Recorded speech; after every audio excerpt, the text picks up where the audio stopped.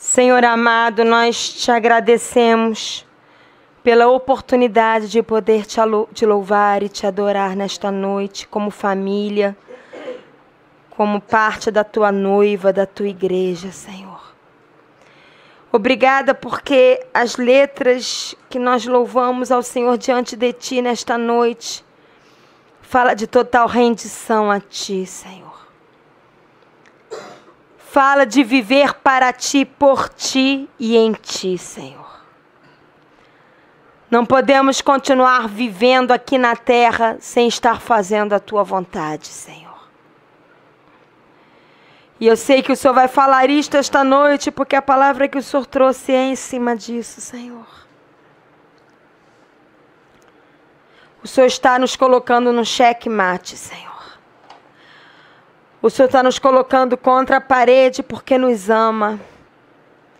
E porque quer muito que nós façamos parte dos teus sonhos e do teu propósito na face da terra. Por isso, em nome de Jesus, Pai. Em nome de Jesus, que o nosso coração seja um coração arado nesta noite. Um coração que vai estar pronto para ouvir a tua voz. Um coração que vai estar aberto para ouvir a tua voz, Senhor. Nós queremos ouvir a tua voz nesta noite. Fala conosco, Pai. Em nome de Jesus Cristo. Amém, Senhor. E amém. Amém. É um prazer estar com todos aqui nesta noite, aqui nesta sala, com aqueles que estão no Skype. E com todos que vão ouvir este CD ou esta palavra no YouTube, todos que vão ouvir a voz do Senhor através desta palavra, porque nós somos apenas instrumentos. Quem fala é o Senhor, quem convence é o Senhor, quem ministra é o Senhor, quem lapida é o Senhor, quem transforma é o Senhor. E hoje nós vamos ver na palavra que cristianismo é escolher viver a vida de Cristo. Se você não escolhe viver a vida de Cristo, você não está vivendo um verdadeiro cristianismo. Se você não está escolhendo viver a vida de Cristo aqui na terra, como Ele viveu, você nem sabe o que é cristianismo. Você ainda não entendeu o que é cristianismo. Vamos abrir em Mateus, Evangelho de Mateus, capítulo 11.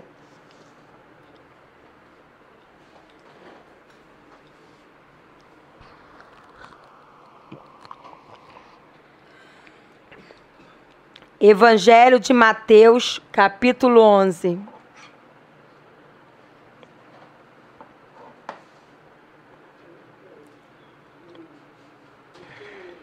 É o primeiro evangelho, capítulo 11. Nós vamos ler ele todo.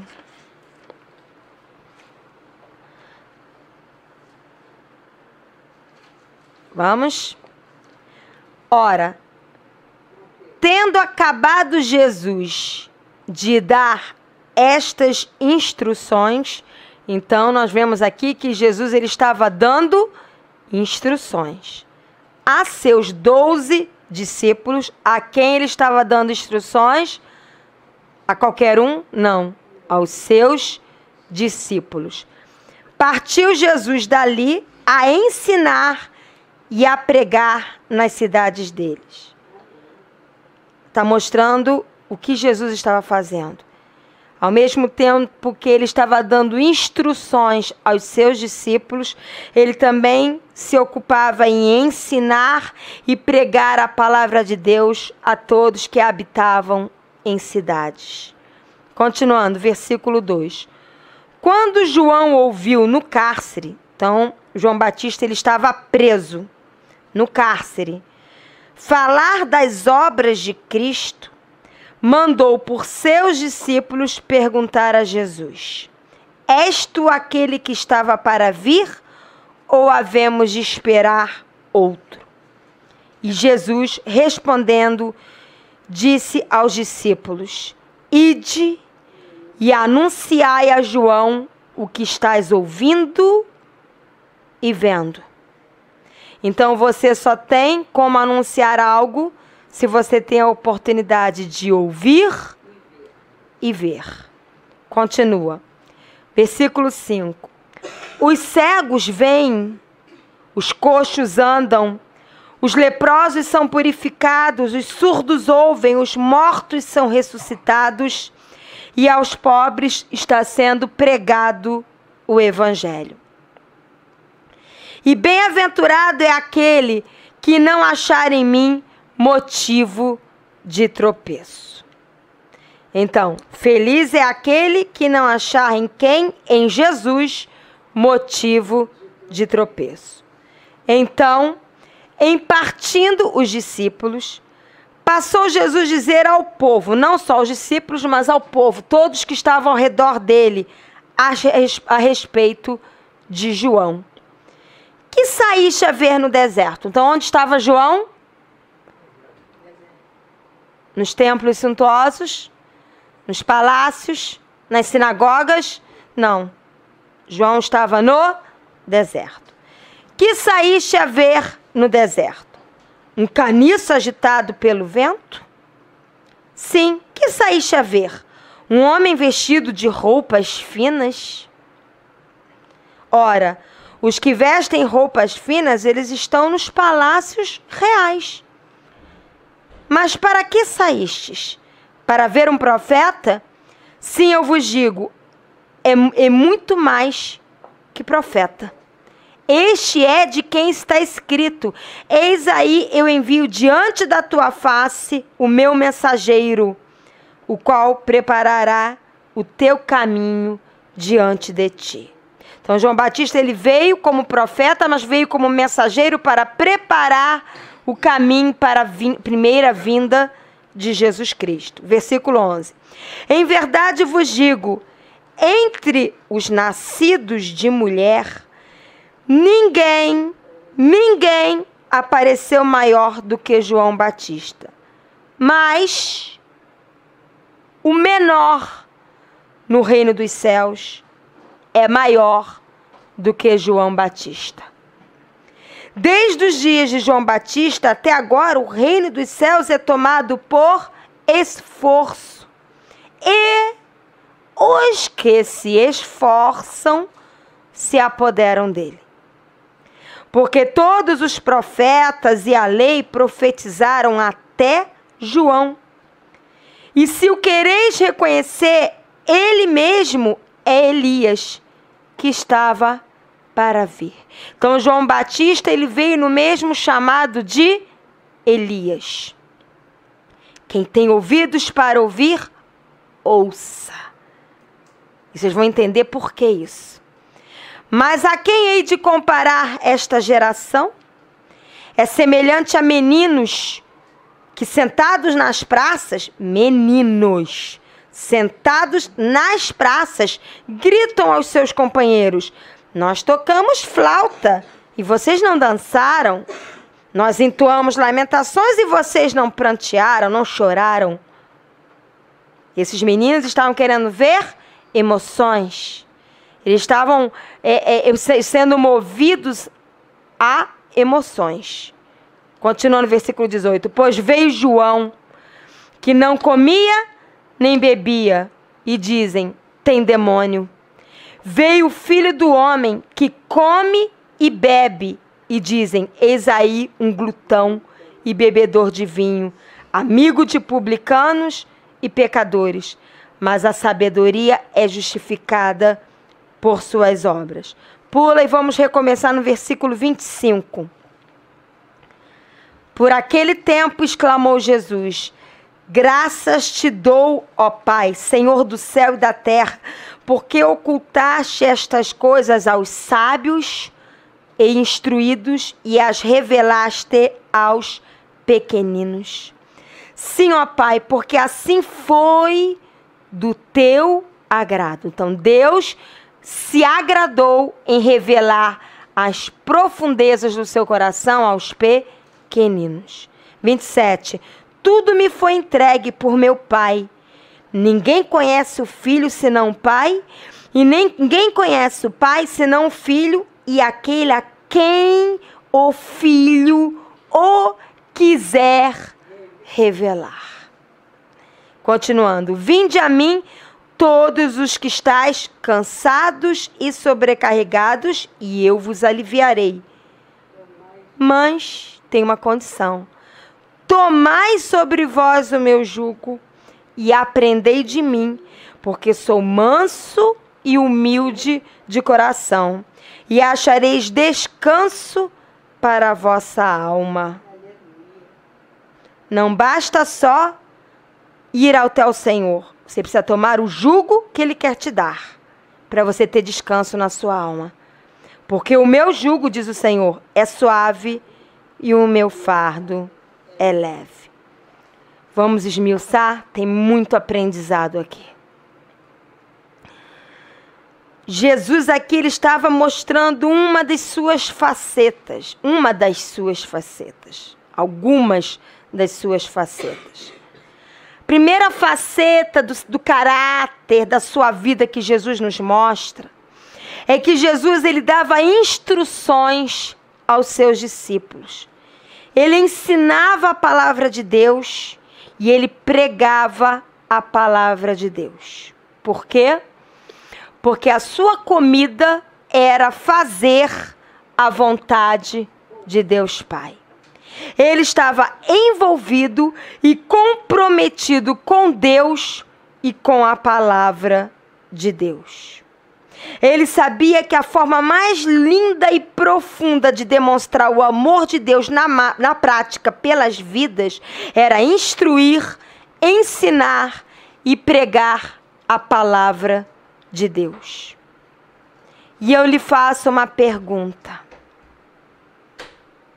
O que você tem feito com isso? A palavra de Deus diz que já não é mais você quem vive, mas Cristo vive em você.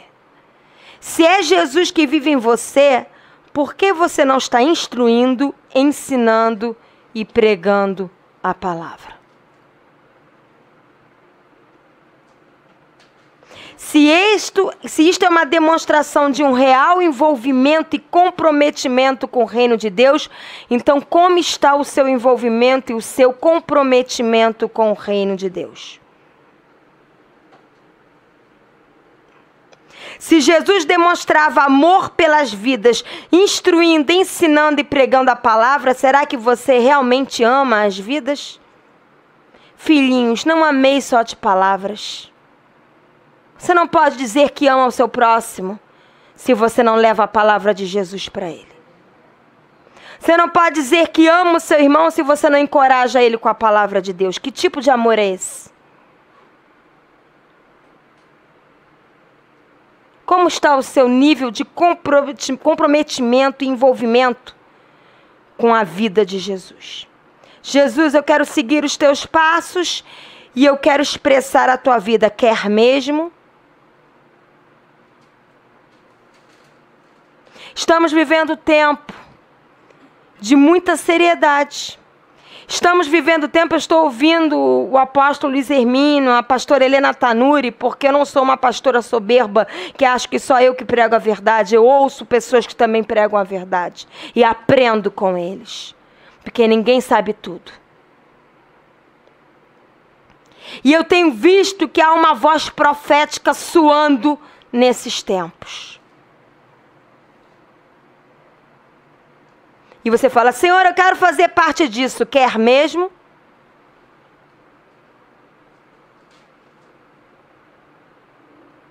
Eu estou querendo levar você a pensar nessa noite e a fazer escolhas. Jesus expressava o evangelho fazendo real diferença nas vidas. Lá em Mateus 11, versículo 4 a 5, diz assim, Mateus 11, 4 a 5. E Jesus respondendo disse-lhes, ide e anunciai a João o que estás ouvindo e vendo. Os cegos veem, os coxos andam, os leprosos são purificados, os surdos ouvem, os mortos são ressuscitados e aos pobres está sendo pregado o Evangelho. Era isso que Jesus fazia. Hoje nós somos chamados a ser cristãos. O que é cristãos? Pequenos cristos sobre a terra. Nós somos chamados a expressar Jesus não só no caráter em santidade, em integridade de coração. Oh, eu sou íntegro de coração, eu tenho caráter. Logo, eu ficarei sentado na minha casa com a minha integridade, com a minha santidade, esperando Jesus voltar. Jesus é o Senhor da tua vida? Então a sua vontade de ficar na sua casa esperando Ele voltar não pode ser vivida, porque a vontade dEle não é essa. A vontade dEle é: ide e fazei discípulos de todas as nações. Ide.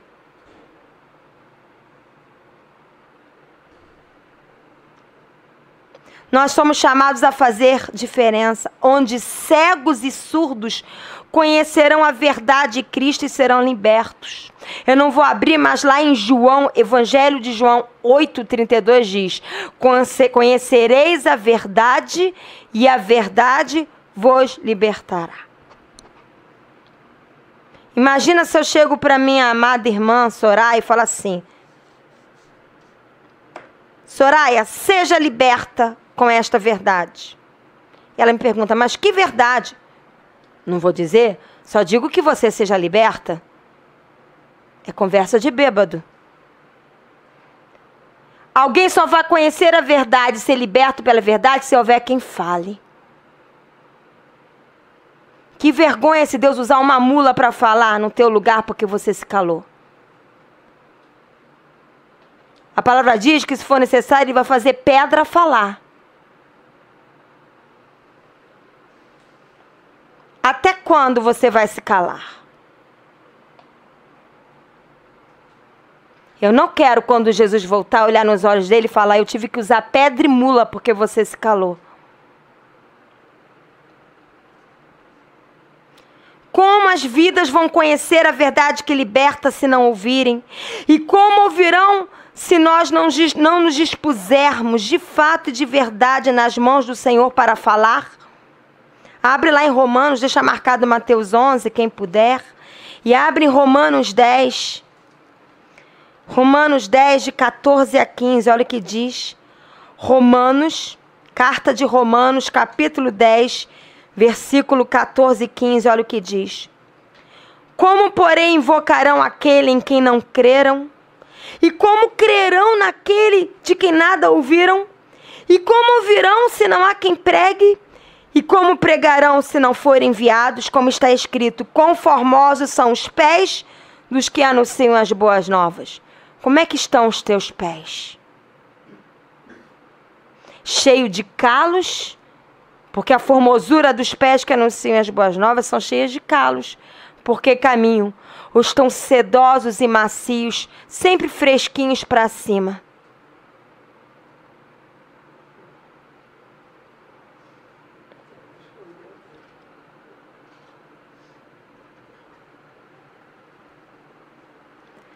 Nós temos que fazer a diferença onde leprosos na alma e no espírito são purificados e vivificados pelo sangue de Jesus. Há muitas pessoas, como eu falei, que estão cegas e surdas em relação à verdade do Senhor. E como elas vão ser libertas dessa surdez e dessa cegueira se não houver quem pregue a verdade? Mas também há muitos que estão leprosos na alma e no espírito. Estão purulentos, estão com feridas abertas, sangrando. E o remédio está em Jesus. Mas como elas vão saber que o remédio está em Jesus se não tiver quem chegue até elas e mostre que o remédio está em Jesus? Como essas pessoas vão ser purificadas e vivificadas pelo sangue de Jesus, se não houver quem mostre a elas que a cura está em Cristo. Que a cura da alma, do espírito, da psique, da mente está em Jesus Cristo.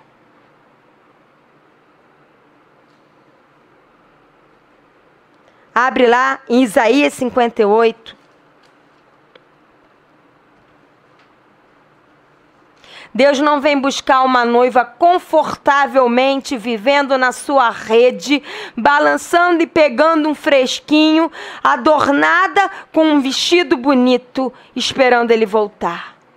De preferência, ele vai querer uma noiva adornada com os vestidos que vai ter alguns rasguinhos, porque se emaranhou no meio do caminho para levar a palavra. A formosura da noiva está numa noiva que vive os atos de justiça, não os sonhos e os devaneios que nunca são colocados em prática. Isaías 58, de 5 a 12, olha o que diz. Isaías 58, de 5 a 12, vou ler. Presta atenção antes de voltar a jejuar. Seria este o jejum que escolhi? Que o homem um dia aflija a sua alma, incline a sua cabeça como junco, e estenda debaixo de si pano de saco e cinza? Chamaria tu a isto jejum e dia aceitável ao Senhor? Porventura não é este o jejum que escolhi? Que solte as ligaduras da impiedade. Como você vai ser um instrumento para soltar as ligaduras da impiedade se você não for, não viver o ide? Que desfaças as ataduras da servidão e que deixes livres os oprimidos e despedaces todo jugo? É o Senhor quem faz, Ele faz através de você. Esse é o verdadeiro jejum. Porque jejum é entrega. O que é jejum se não entrega e rendição diante de Deus? Versículo 7. Porventura não é também que repartas o teu pão com o faminto, e não é só o pão natural, mas o pão espiritual? Você sai do culto, meu estômago está cheinho, meu estômago espiritual, estou repleto, oba, estou bem alimentado. E o teu irmão que está faminto? E o ímpio que está faminto? O que você vai fazer com isso? Vai continuar vendo ele faminto e falar que ele que se vire? Ele que busca, o problema é dele. O último que falou isso acabou matando o seu irmão. Caim falou isso para Deus: por acaso sou eu tutor do meu irmão, eu que cuido dele? Por acaso você vai dizer para o Senhor: por acaso eu que tenho que alimentar o meu irmão? Ele que busca, eu não busquei. Será que é isso que Deus quer de você? Continuando, porventura não é, versículo 7, porventura não é também que repartas o teu pão com o faminto e recolhas em casa os pobres desabrigados? E aí não está falando só de recolher o pobre, também, mas fala de recolher aquele que está pobre de alma, pobre de espírito, pobre de conhecimento do Senhor, e você chama para a tua casa, você chama para conviver com você, você reparte aquilo que está dentro da tua casa, que é você mesmo. E se vires o nu, o cubras e não te escondas do teu semelhante? Você está se escondendo? É muito confortável viver escondido. 8. Então romperá a tua luz como a alva. Todo mundo só começa aqui. Eu quero romper, eu quero que a luz do Senhor rompa como alva. A tua cura brotará sem detença. A tua justiça irá diante de ti e a glória do Senhor será a tua retaguarda. Se você viver o que vem antes. Se você não vive o que vem antes, não conte que o versículo 8 se cumpra na tua vida.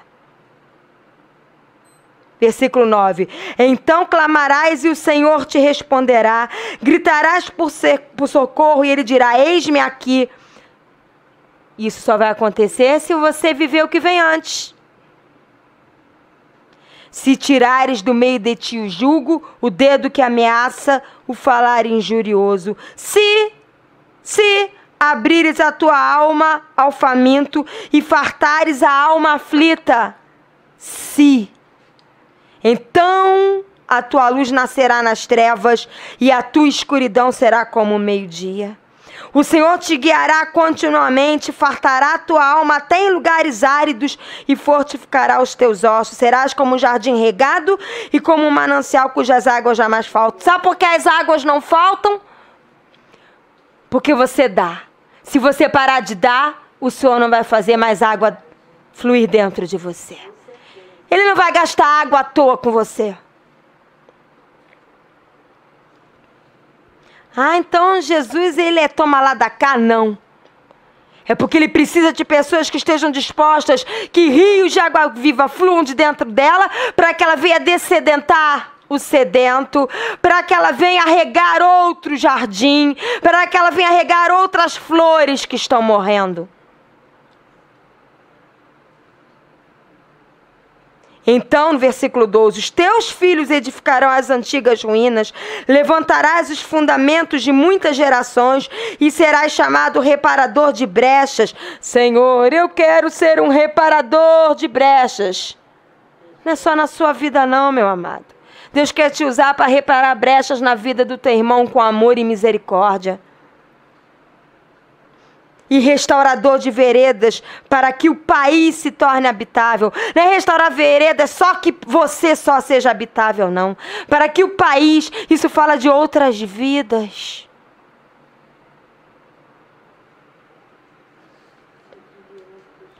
Será que grande parte das nossas doenças psicossomáticas tem base na nossa apatia e na nossa comodidade? Só experimentamos a luz de Deus rompendo dentro de nós. Só experimentamos a cura de Deus, a justiça de Deus, a glória de Deus, a resposta de Deus, a direção plena de Deus, uma alma preenchida por Deus, o regar das águas de Deus, se escolhermos obedecer e viver de forma prática e na força de Deus, o soltar as ligaduras da impiedade, o livrar os oprimidos, o repartir o pão com o faminto, o ajudar os necessitados materialmente, emocionalmente e espiritualmente. O que você está fazendo com isso? Somos a geração chamada a edificar as antigas ruínas, a levantar fundamentos, a reparar brechas e restaurar veredas, como expressão de vivendo Cristo no falar, no ouvir e no agir.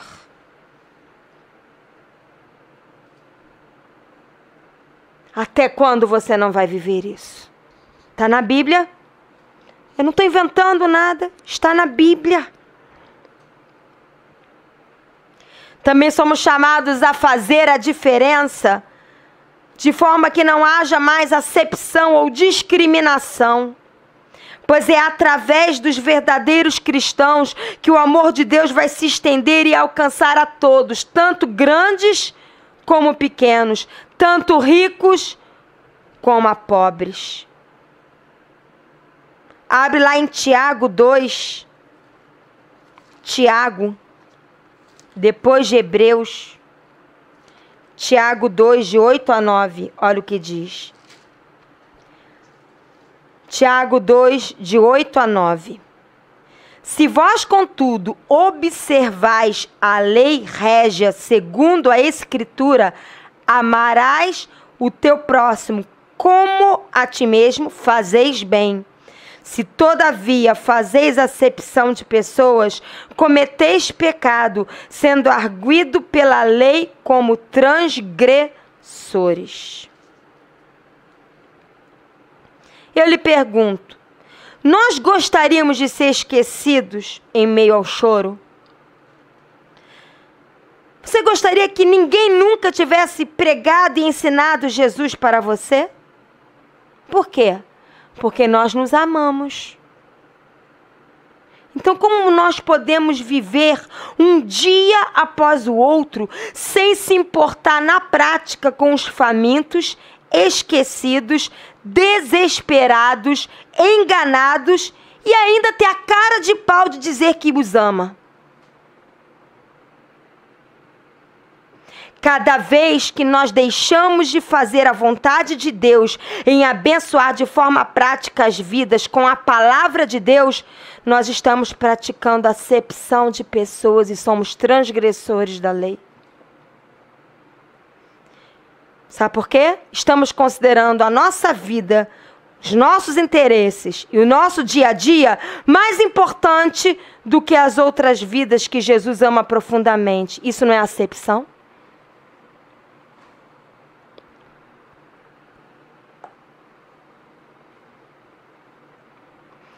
Vamos abrir em Isaías 35, de 1 a 7.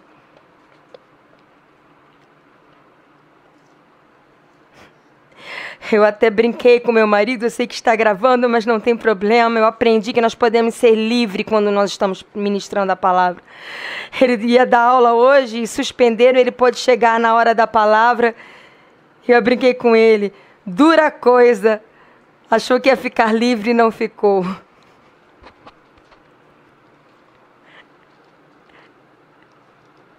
Isaías 35, de 1 a 7. Olha o que diz. Isaías 35, de 1 a 7. Aqui eu falo novamente, é tanto para a igreja, quando fala de Sião na palavra de Deus, está falando da igreja do Senhor. Isso é tanto para o futuro como para o agora. Porque veja bem, a igreja, ela vive hoje. Ela foi profetizada no passado, ela vive hoje e ela está sendo preparada para o amanhã. E olha o que diz aqui em Isaías 35. O deserto e a terra se alegrarão, o ermo exultará e florescerá como narciso. Florescerá abundantemente, jubilará de alegria, exultará. Deu-se-lhes a glória do Líbano, o esplendor do Carmelo e de Saron. Eles verão a glória do Senhor, o esplendor do nosso Deus.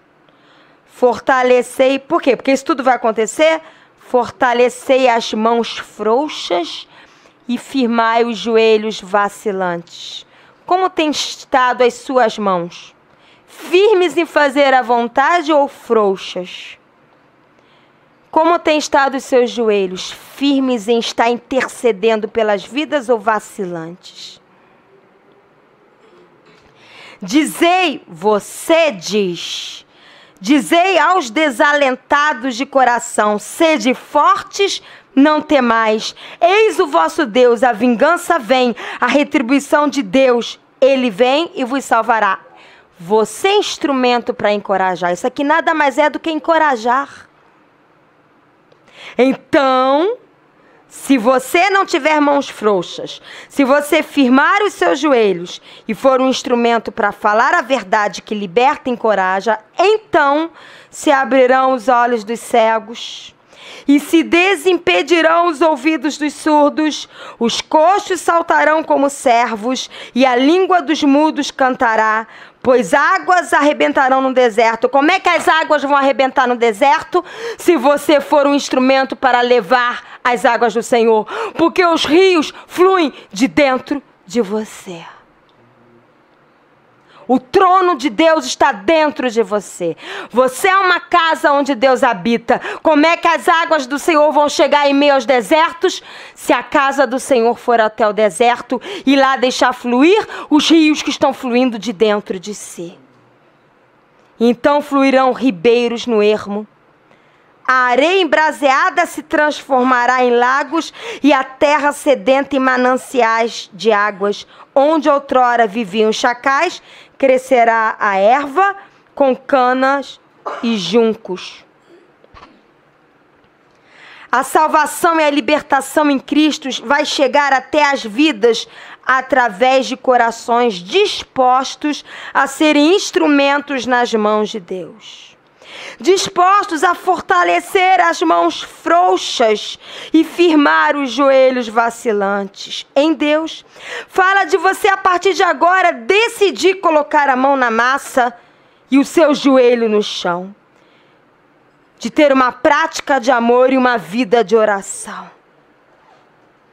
Fala de estar realmente orando uns pelos outros, de encorajar uns aos outros, pregar as boas novas do Evangelho de Cristo, levar a palavra que restaura as vidas que estão famintas e sedentas, levar uma palavra que cura os enfermos na alma, a palavra que cura emoções, que liberta de cadeias a alma, que liberta a mente, que liberta o espírito.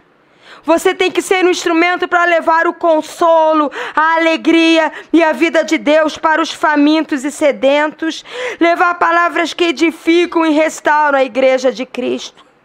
O que temos feito com essa responsabilidade que o Senhor deu a cada um de nós, seus discípulos? Você é discípulo de Jesus? É mesmo? Discípulo segue tudo que o Mestre fez. Você é discípulo ou é simpatizante?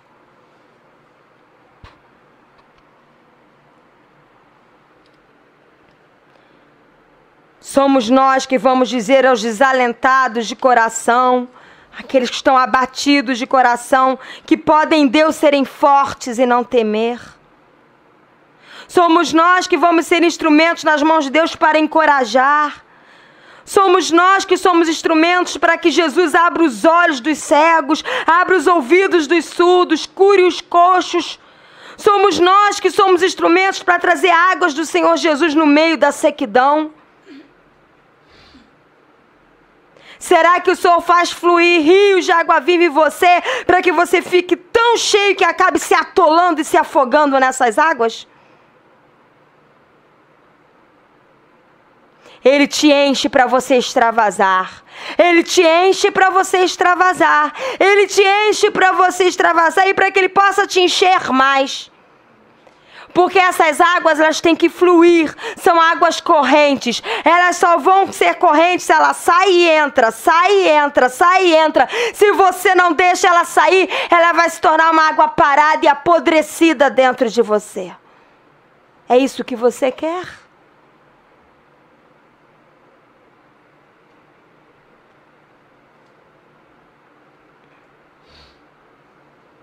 Nós estamos aqui como João Batista. Temos um chamado a ser uma voz nos desertos e abrir o caminho para que Jesus volte. Não adianta você cantar Maranata, vem Jesus, se você não faz nada em relação a isso. Cantar é fácil.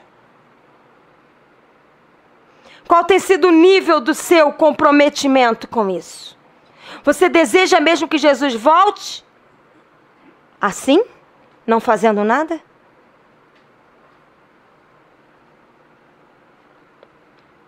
Se deixamos de ser instrumentos vivos nas mãos de Deus, nós somos as criaturas e os filhos mais tristes na face da terra. Porque volta lá para Mateus 11.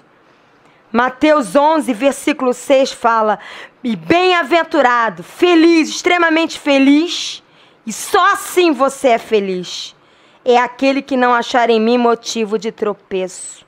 Se você não fala de Jesus, é porque você está achando motivo de tropeço nele.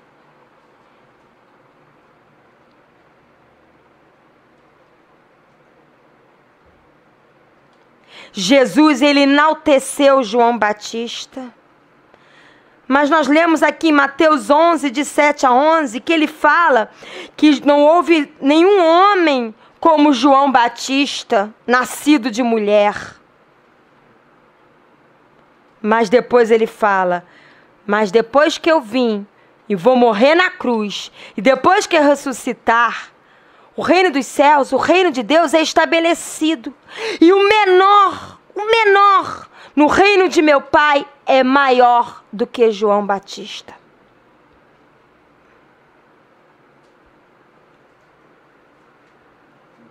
João Batista, ele foi para um deserto, ele não ficou em palácios, em templos suntuosos, em sinagogas. João Batista foi para o meio do deserto, onde tinha calor, onde tinha tempestade de areia, onde ele sentia fome, onde ele sentia calor durante o dia, muito frio durante a noite. O deserto, ele é assim. Ele se vestia com uma vestimenta estranha. E comia uma comida muito estranha.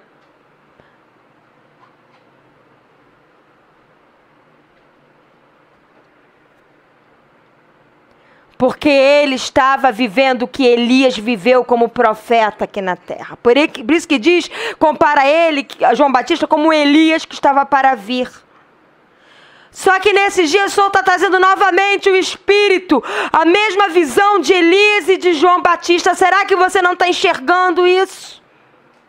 Elias que profetizou, João Batista que pregou no deserto, está mesmo o mover profético está acontecendo nesses dias.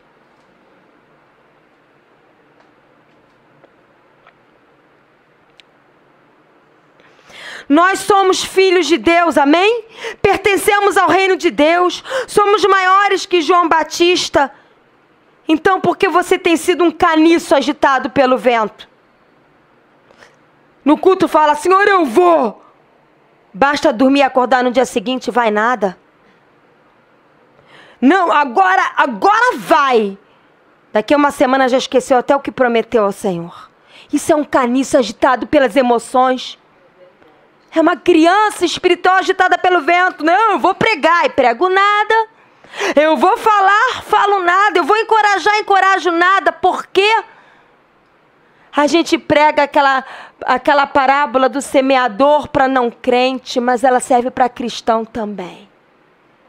Porque o que você ouve no culto, que é o Senhor falando, está caindo aonde? Está caindo no meio do caminho?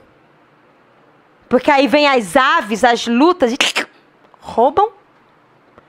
Está caindo entre espinhos, porque aí vem os afazeres, tudo que eu tenho para fazer, e os problemas e... morre? Ou está caindo em terra boa que vai gerar frutos?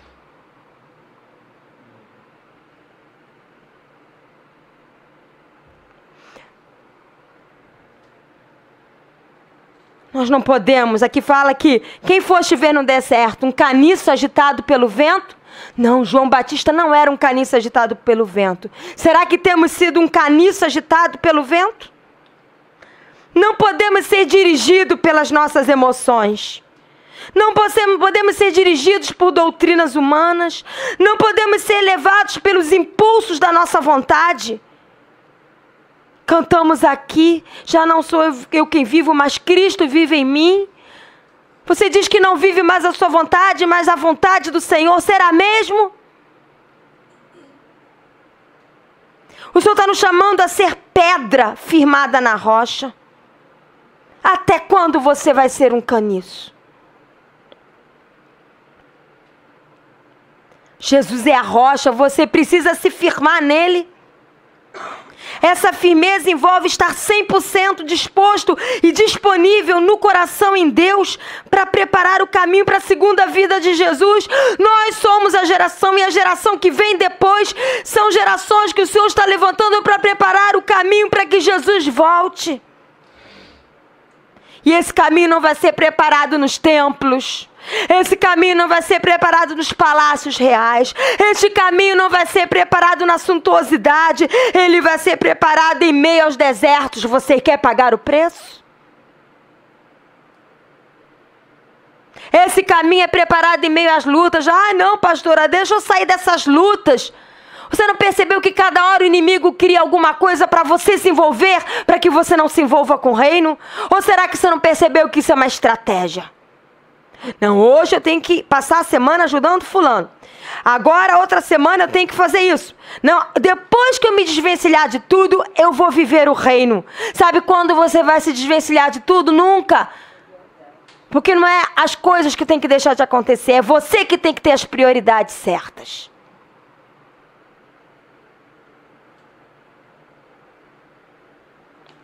É no viver, é no caminhar que você vai alcançando vidas. Você vai esperar o quê? Tá num púlpito para poder alcançar? Você não precisa de um púlpito para alcançar vidas. O púlpito é o teu coração. E o microfone é a sua boca. O que você precisa mais? Não podemos esquecer que o reino dos céus é tomado por esforço. E sabe qual é esse esforço? Abrir mão da sua própria vida e da sua própria vontade. Eu vou deixar de trabalhar, de estudar, eu vou deixar de ser casado, de dar atenção ao meu marido e aos meus filhos? Não. Em meio a esse viver, você prioriza o reino de Deus. Eu tenho marido, eu tenho filho e eu criei o meu filho. Quem conhece o meu filho sabe que ele é um menino de caráter, ele é um homem de caráter, porque eu investi. Foi Deus que operou na vida dele, mas eu semeei na vida dele. E cheguei aqui. Se eu conseguir, você também consegue. Eu nunca deixei de arrumar a minha casa. Eu nunca deixei de ser dona de casa. Talvez eu não seja uma maravilhosa dona de casa, mas eu dou o que comer ao meu marido e ao meu filho. Se eu chegar na minha casa, você não tem que abrir caminho para andar. Eu consigo limpar a minha casa, eu consigo ser filha, dar atenção aos meus pais, eu consigo dar atenção ao meu marido, ao meu filho. Mas eu consigo priorizar o reino de Deus. Por quê? Eu sou super mulher? Não. É uma atitude, é uma escolha de coração.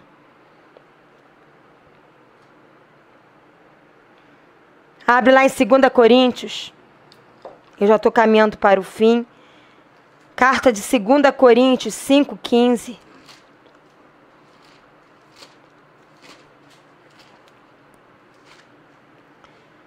2 Coríntios 5,15. Carta de 2 Coríntios, capítulo 5, versículo 15. Olha o que diz. E ele, Jesus, morreu por todos. Ele não morreu só pelos pastores. Ele não morreu só pelos evangelistas. Ele não morreu só pelos apóstolos. Ele não morreu só pelos profetas. Ele morreu por todos. Ele morreu por você que está me ouvindo. Para que os que vivem, você vive? Você respira? Então você vive. Não vivam mais para si mesmos, mas para aquele que por eles morreu e ressuscitou. Até quando isso vai ser um enfeite na sua Bíblia?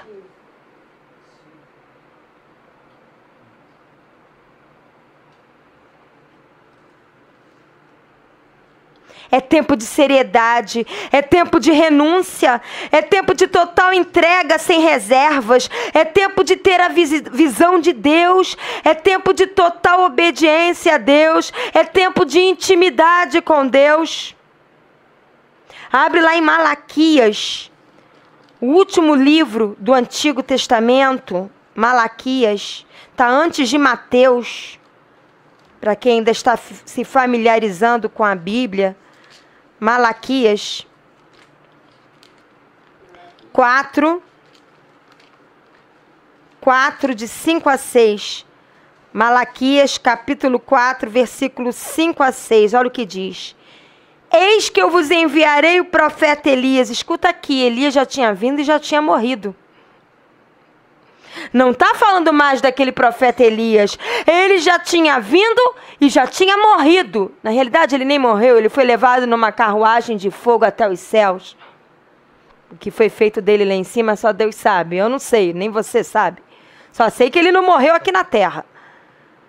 Mas ele não estava mais aqui quando Malaquias foi usado para falar isso.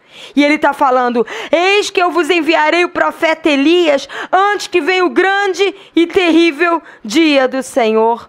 Ele converterá o coração dos pais aos filhos e o coração dos filhos a seus pais, para que não venha e fira a terra com maldição. Ei, sabe quem é o profeta Elias nesses dias? Olha para você mesmo. Ei, sabe quem é o profeta Elias nesses dias? Olha para você mesmo. Você, a igreja da qual você faz parte, é o profeta Elias nesses dias, até que venha o grande e terrível dia do Senhor, que é a sua segunda vinda. Até que venha o juízo final.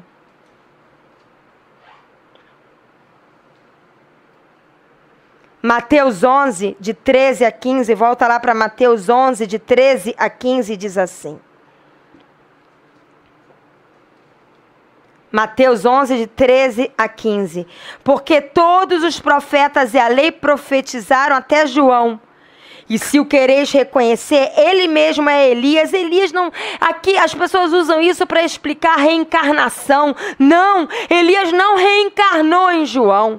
Apenas João estava seguindo os passos que Elias deixou como exemplo. O mesmo Espírito Santo que estava em Elias estava em João. Quem tem ouvidos para ouvir, ouça. Fala de uma voz profética.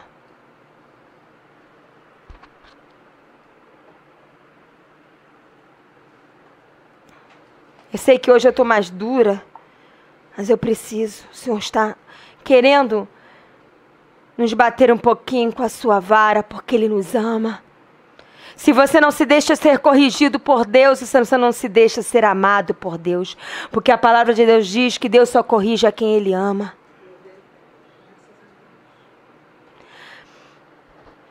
Só vamos fazer real diferença e seremos os Elias em nossa geração se nós escolhermos ser. É uma escolha sua. Não podemos mais ser meninos, tardios em ouvir, tardios em obedecer. Nunca está pronto para ensinar o que você já aprendeu em Deus. Nunca desenvolve o que Deus já te deu. Nunca cresce para fora. Abre lá em Hebreus 5. Hebreus 5.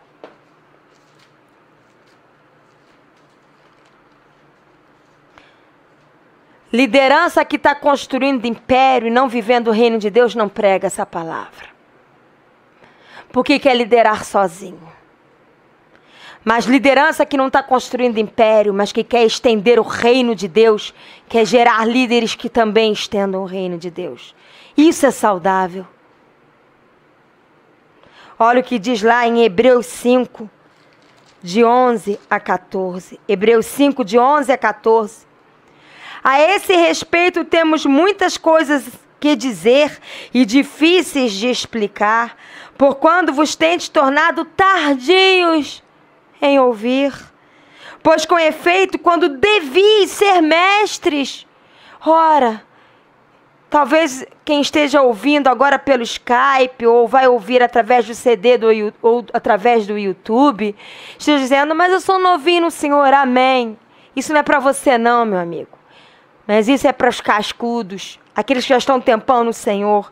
Atendendo, fala que quando deviam ser mestres, atendendo ao tempo decorrido, tendes novamente necessidade de que alguém vos ensine de novo quais são os princípios elementares dos oráculos de Deus.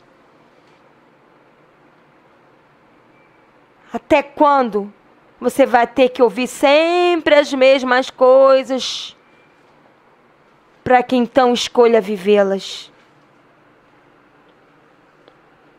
Até quando? A palavra diz que muitas vezes o Senhor fala que Ele sofre, fala que nós levamos Ele a sofrer.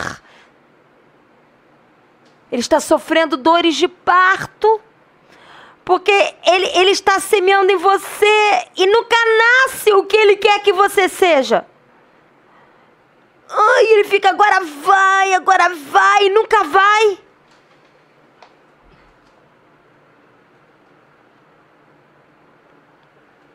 Olha o que diz em 1 Coríntios, carta de 1 Coríntios 13, 11. 1 Coríntios 13, 11.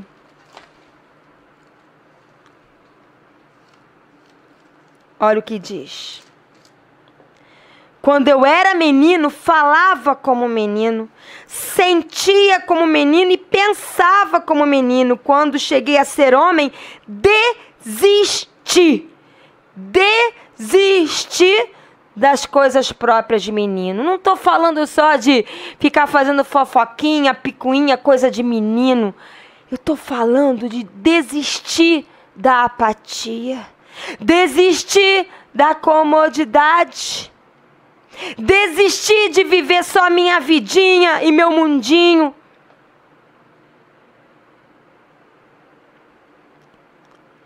Maturidade é existir para Deus. Eu não vou ler, mas lá em 1 Coríntios 8:6 fala que nós existimos para Deus. Nós existimos para Deus. Entenda de uma vez por todas. Você existe para Deus. Para quem quiser ler em casa, está em 1 Coríntios 8:6. Você existe para Deus. Se você existe para Deus, então você não existe mais para você.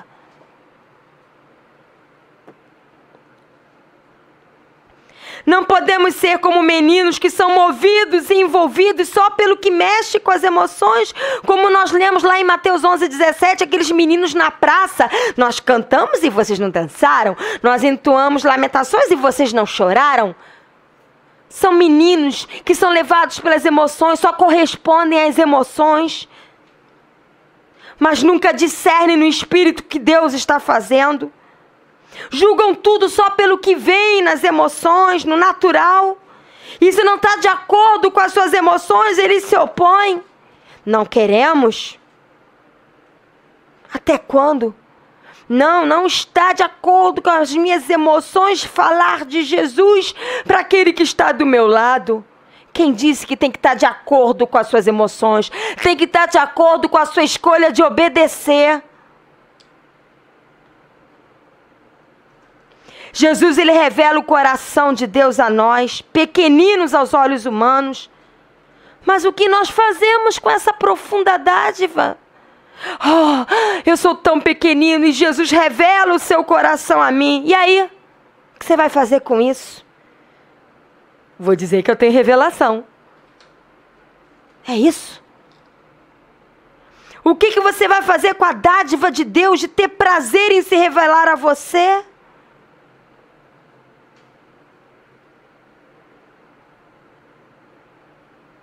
Abre lá em 1 Coríntios, eu vou passar um pouquinho só da hora. 1 Coríntios 1:26 a 31.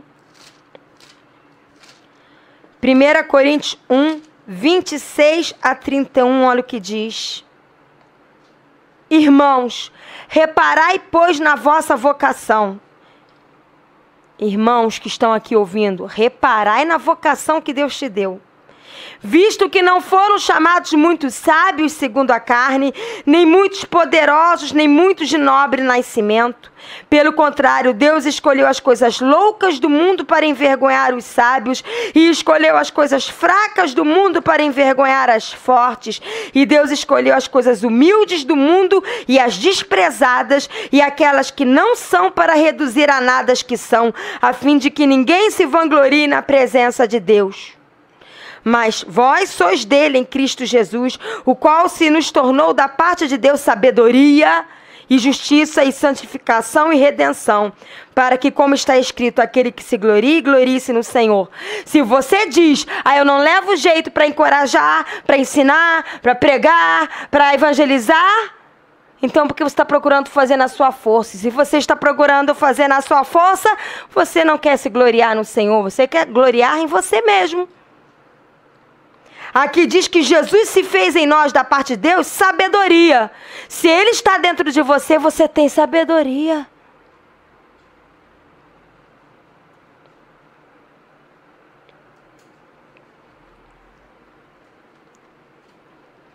Quando deixamos de compartilhar as riquezas espirituais que Deus tem dado abundantemente a nós, e vemos pessoas pobres espiritualmente, emocionalmente, ao nosso redor, e nós não compartilhamos com ela, nós estamos fazendo o que está em Tiago 2, de 5 a 6. Tiago 2, de 5 a 6. Eu sei que é duro, mas é a verdade. Tiago 2, de 5 a 6. Ouvi, meus amados irmãos, não escolheu Deus os que para o mundo são pobres, para serem ricos em fé e herdeiros do reino que Ele prometeu aos que o amam? Entretanto, vós outros menosprezaste o pobre. Eu não, pastora. Se chega um pobrezinho arrastando o pé com sandalinha de dedo, eu trato bem. Não é só isso, não. Se você vê alguém que está pobre espiritualmente, que não conhece a verdade que liberta, que não está tendo um ensino da palavra, e você não faz nada com isso, Deus coloca essa pessoa no seu caminho, você não faz nada com isso, você está menosprezando essa pessoa.